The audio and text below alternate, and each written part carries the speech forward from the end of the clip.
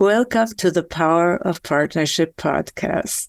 I'm Riane Eisler, President of the Center for Partnership Systems. This podcast brings you voices from the partnership movement, people who use partnership practices to build a world that values caring, nature, and shared prosperity. The Power of Partnership podcast is hosted by Cherry Jacobs Pruitt, a health policy and partnership scholar. Today, Cherry interviews Harville Hendrix and Helen LaKelly Hunt, internationally respected couples therapists, educators, speakers, and New York Times bestselling authors, on how we can use safe conversations to move from conflict to connection.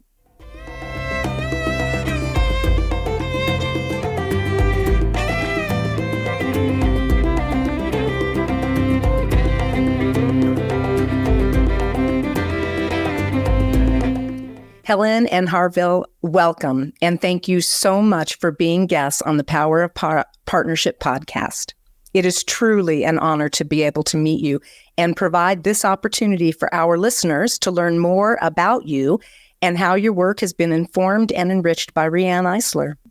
Well, I had written a book, Faith and Feminism. Gloria Steinem was a real friend of mine, and so I had done some books on women's philanthropy. There, at one point, only Caucasian males were chairs of the boards of foundations. And Gloria knew I had started a women's foundation where I lived, and because I learned about one in San Francisco, and now there are millions of them. And this is where Riane, I'm sure, appreciated the inclusion of women in how money is distributed in the world. Yeah, women couldn't even, like if someone with inherited wealth married a man, women were not allowed to go to banks to withdraw money. The husband had to go because they weren't. Riane knows that the women involved makes a real difference. Parallel, you and Riane have been working with patterns of domination. Right. Riane, I think more in the culture at large, and you had focused exclusively on women since that was half the people on the planet, and had made major contributions both as an activist and as an author to dealing with gender domination. And I think the first place I discovered Riane was actually long ago and didn't realize the significance of it when her Chalice and the Blade came out. That was a really blockbuster and was really a powerful communication about the contrast between spirituality and the negative and war and domination and so forth. So she's been a force, I would say. Helen, I would say she's been a force in the culture. She's been a contributor to broadening our own perspective about what's going on at the local level with a couple. And a visionary about what is needed right now in the world. Yeah. And so in your work, can you share with us where you see those patterns of domination or ways that the domination narrative plays out with the couples you work with? Yeah, it's an interesting phenomenon. And very and Riane was very luminous about the intensity of her use of the word domination and the polarization of that with partnership. We really assumed that the problems in couples was psychological. It was a surprise and a very luminous thing to know that you could help couples with their psychological memories and their psychological issues, but there was still something going on that had been brought into their marriage from the values of the culture, so that culture and psychology are implicated in the struggles that couples have to relate to each other. And Riane's book on partnership was a powerfully luminous piece. in which she makes so clear there's a kind of verticality that was in the culture that gets transferred into the marriage from the culture, and that's in the early family, in the home, in the parenting, but that was also brought to the parents from the culture, so that the culture transcends the generations to show up in every marriage.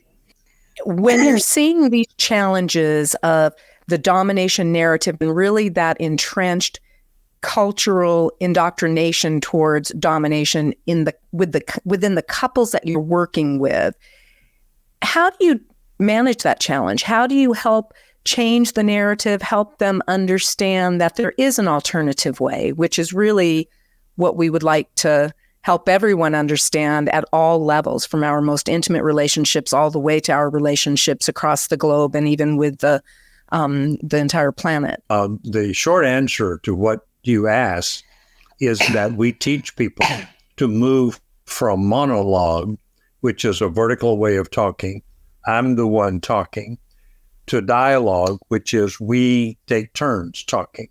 When we were dating, we dated for a couple years before I proposed.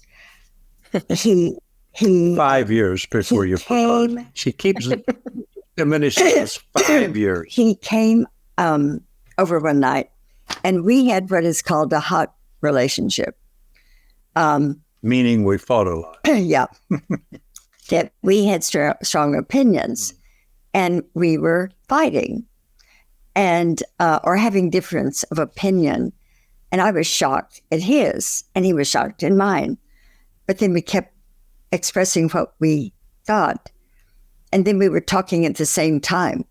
And then I stood up and I said, "Harville, hey, one of us talk and the other listen, and then take turns. Yes. You talk and I'll listen." And so that calmed us down. And then that became what is called the dialogue process. And so now our dialogue process we teach worldwide.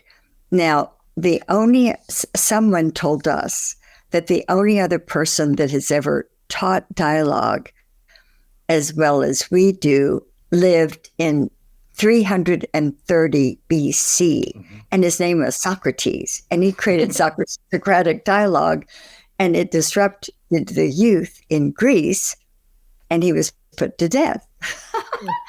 And not till then has dialogue been taught. And this was Harville's vision. This should be taught in high school. This should be taught in college. And it should be taught before you get a marriage license, instead of like a driver's license. You have to take a test. And if you can prove you use dialogue, you get your marriage license. So the couples always come and they have an inequity in their relationship of some sort.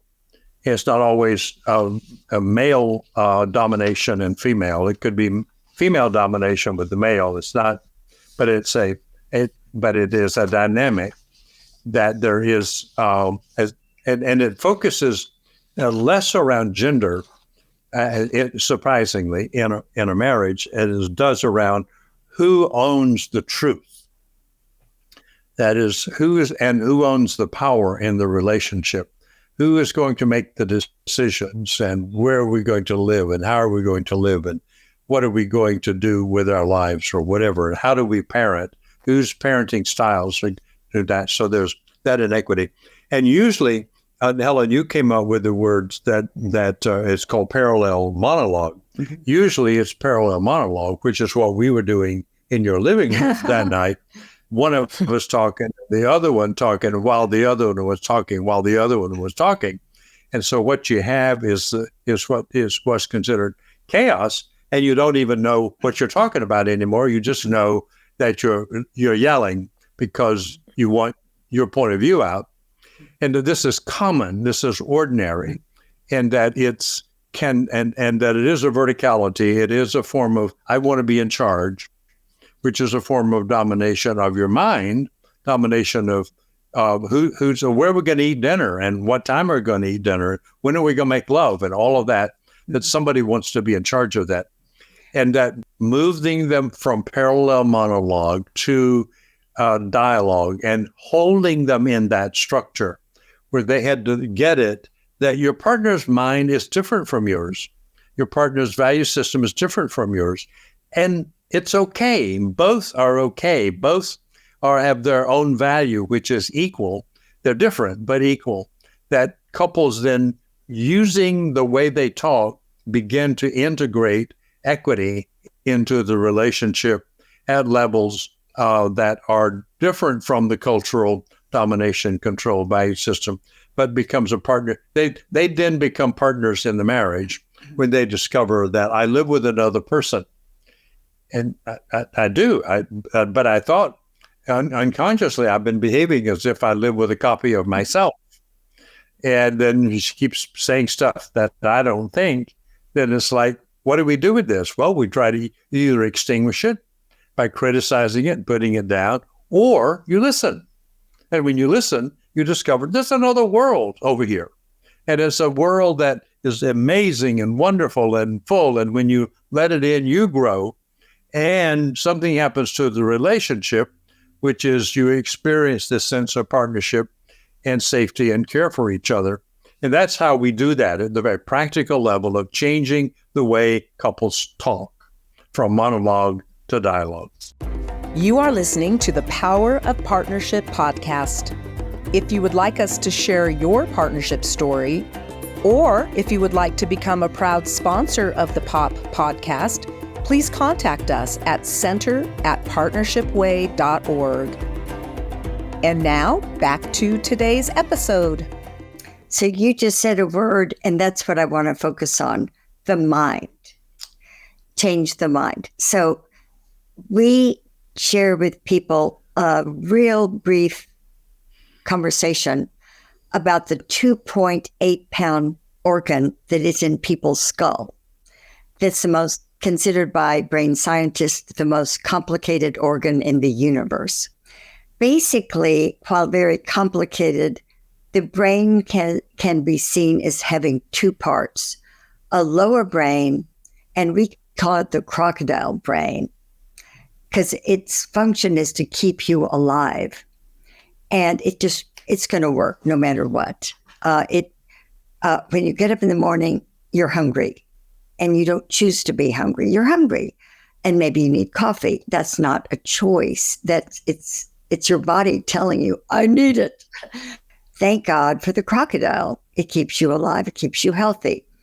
But it's the part that if someone disagrees with you, you can snap at them and go, that's wrong. So the other part of a person's head is the neocortex, and we call it the wise owl. And when you use the sentence stems of dialogue and take turns talking and listening, you have to choose what you're going to say, and that puts you in the neocortex. And then is there more about that, which is part of the dialogue process, puts you into the dorsolateral prefrontal cortex, a state of wonder, and it has relaxing neurochemicals of acetylcholine, norepinephrine, serotonin, and they're restful neurochemicals. You sleep better at night, as opposed to adrenaline and cortisol when you're monologuing and then someone else sees it differently and they monologue. And so it's a healthy thing to do, to learn how to have healthy relationships. Yeah. And that is what Riane's work is. Yeah. We say we're born to be in relationship. We have them. Yeah. So don't monologue your relationship.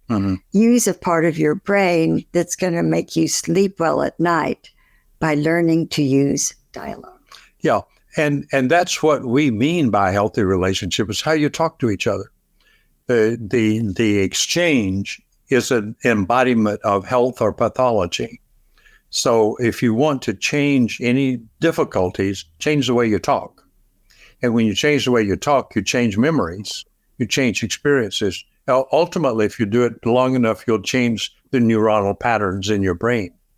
We decided about 10 years ago, we could teach dialogue to everybody. that you didn't have to reserve dialogue for couples, but that it could become a cultural form of talking. We call it safe conversations. As when we move into the culture, in the couples work, we call it imago dialogue, because that's the name of our couples therapy. But in the culture, we use the same dialogue process, but call it safe conversations. And we strip all the therapeutic complexities of it and simply teach people how to have conversations in which they become dialogical, and with the same assumption that when two different people in two different organizations, two different religions, two political parties talk to each other dialogically, they move from who's right, who's wrong, who's better, who's more moral, to there are two people here and there are two worlds interacting, and those worlds are of equal value. So our goal with Safe Conversations is to teach it to the planet. We have a 30-year timeline, 30-year project, and our goal is to reach 3.2 billion people in the next 30 years with one thing: talk dialogically, and we'll show them how to do it, encourage them to do it, help them integrate it. And the reason it's 3.2 billion is that that's the tipping point of the world's population in 2050. The population will be 9.8 billion people. Right now it's 7.2, I think.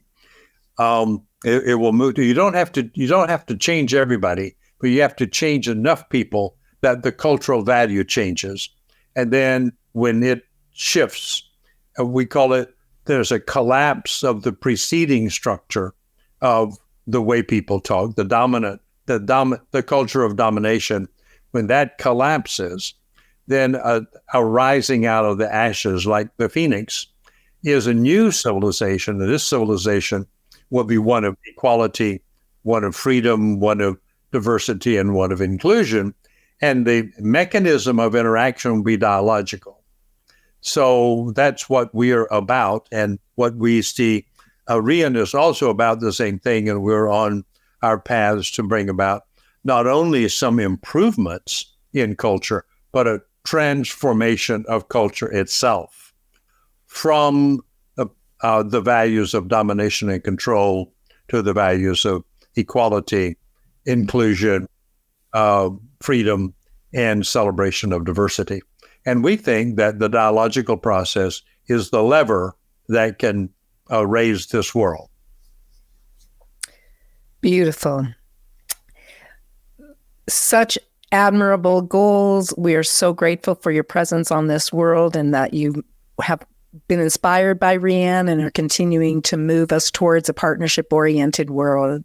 Before we close, I want to let listeners know that you can learn more about Helen and Harville's Safe Conversations workshops, leadership trainings, and resources at safeconversations.com, and linked on the show notes for this episode. There will also be links on the show notes to the Center for Partnership Systems resources and courses and books, such as Riane's Sacred Pleasure, New Paths to Power and Love. Thank you for listening to the Power of Partnership podcast. We're grateful to Rising Appalachia for the use of resilience as our Power of Partnership theme music. If you would like us to feature your partnership story, or if you would like to be a proud sponsor of the Power of Partnership podcast, please contact us at center@partnershipway.org. We hope you enjoyed this episode and will leave us a review on your favorite podcast channel. And don't forget to subscribe to be notified when new episodes are released. I'm Cherry Jacobs Pruitt. See you next time on the Power of Partnership podcast. I am resilient. I trust the movement. I negate the chaos. Uplift the negative. I'll show up at the table again and again and again. I'll close my mouth and learn to live.